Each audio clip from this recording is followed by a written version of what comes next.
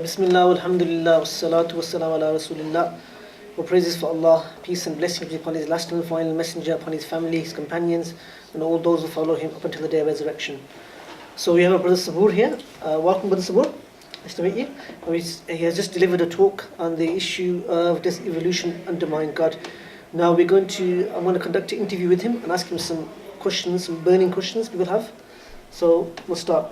Yes, first question, brother Subboor, is: it is claimed that there is an overwhelming amount of evidence in support of the theory of evolution. What is your response to this? Okay. Bismillah ar-Rahman ar-Rahim. The first thing I want to do is explain that whenever scientists say there is overwhelming evidence for this particular thing, we shouldn't just go with a popular understanding. We should understand what they're saying. So what they're actually saying in this context is this. I'm going to break down the question. Assuming methodological naturalism, which is that everything has a naturalistic explanation, Darwin's theory is the theory that makes the most sense according to the data. An alternative to that may be neo-Lamarckian evolution, maybe neo-mutationism or whatever. But all of them still would have aspects which contradict Islamic theology. So what they're basically saying is, look, if we assume methodological naturalism, this is a theory which we believe fits the data better than other theories. That's all they're saying. They're not saying it's absolutely true. They're not saying this disproves, this or that. What they're saying is, within science, based upon our assumptions, this is the theory which makes the most amount of sense. Okay, that's fine. Okay. It's said that the human genome is 98.6% identical to that of a chimp, 85% identical to that of a mouse, and 50% identical to that of a fruit fly. How can this be explained in any other way other than the fact that we descended from a common ancestor? Okay, good question. This is basically a question about homology. Now, here what's basically happened is there's two things that have happened without realizing it. There's an assumption which is made that similarities are due to common descent. That's an assumption. You can leave that as an assumption and that's it. But if you say a few words further, you say, we assume similarities are due to common descent. Oh my God, look, similarities, therefore common descent is true. In a literal sense, that's actually circular reasoning. So if someone wants to say, there's percentages between human beings and chimpanzees which are similar, and we are assuming common ancestry, that's an assumption. Nothing wrong with that. That's just what they do scientifically. But if someone says, no, it's true, it's literally true, because similarities are due to common descent, similarities exist, therefore similarities are due to common descent, that's circular reasoning. The other thing is that similarities is a very tricky thing. If two organisms have a similarity, if somebody wants to maintain that means they're literally related in an absolute sense, then they'd have a huge problem explaining homoplasy. Homoplasy is where we have similarities at a biochemical, anatomical and chemical level, and genetic level of course.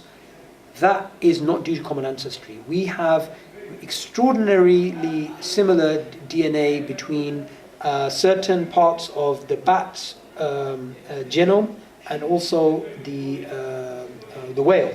They both use echolocation.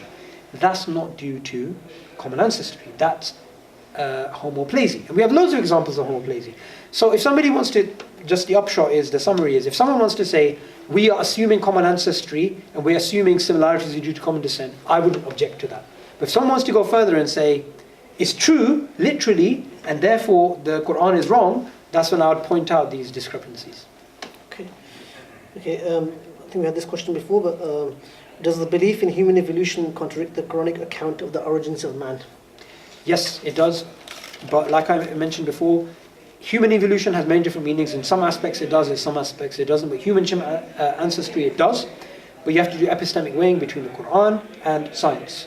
Then you have to say, okay, look, it's probabilistic framework with assumptions, with disputes. We have the Quran, we believe in the Quran for these reasons. We can accept this as a working model, but we won't accept it. We won't change our theological beliefs because of this particular view. Okay, so, is the theory of evolution used as a tool of propaganda for the spread of atheism? And if so, how is that done? It's done through, whether it's done or not is not a question. It's how effective is it? It's very effective, because people think evolution atheism. They think it's synonymous. It's like saying Muslim and Iman or something. It's like the same thing. But it's not. the God Delusion, popular books like The Blind Matchmaker, they keep repeating the same narrative.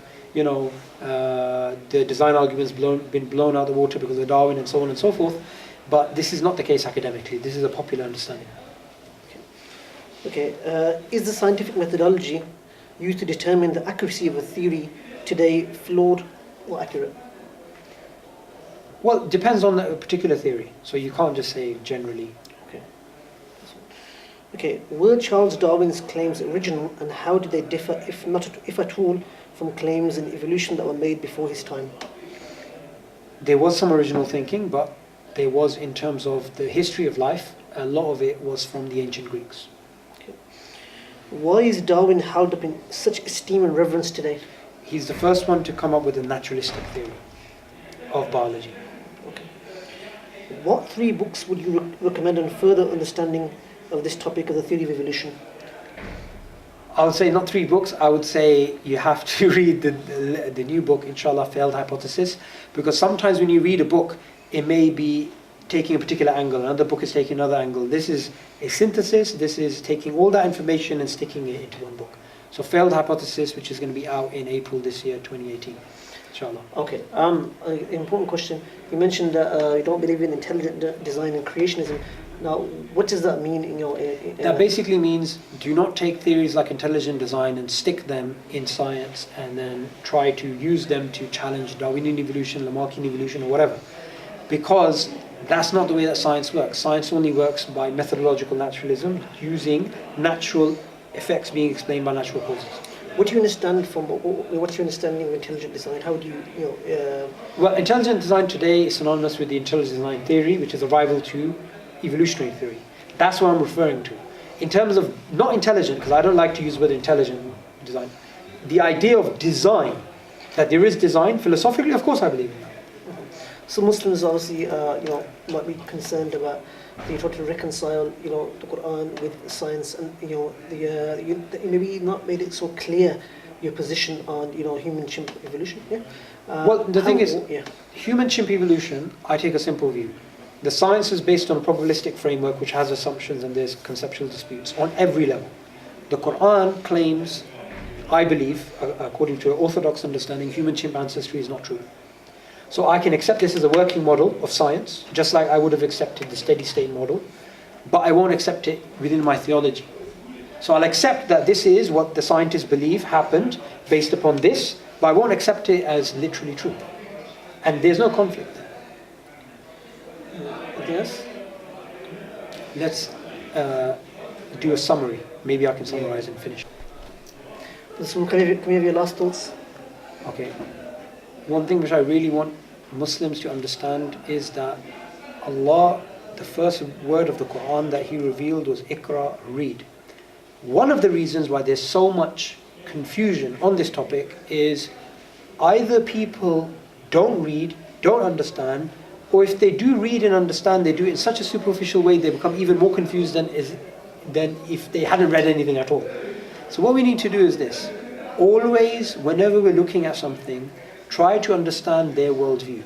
Now, we know ourselves as Muslims that if we look back in our history, we have giants. We have giants like Shaykhul Islam Ibn Taymiyyah, and when he dealt with a particular view, he never attacked like for example when he was refuting certain philosophers or the atheists, he wouldn't attack the atheist view, the mulhid view, based on ignorance. He would know what they're talking about. Then he would go to their assumptions and he'd rip them apart. That's what he would do, and that's actually what someone should be doing. The danger today is people talk about topics with a very superficial understanding, and this is something that we need to stop doing. Yes, of course. So, the Prophet ﷺ said, if you do not thank the people, you don't thank Allah. So I'd like to thank the Beacons of Sanctity organization, and also the Birmingham ISOC and Brother Tasneef and all the brothers involved in this, because at the end of the day, we're all as one as a ummah. This event would not be possible, this video would not be possible, many things that we're doing would not be possible unless we were all working together. So for the sake of Allah, we should all work together. I'd like to thank all the brothers involved and sisters, of course.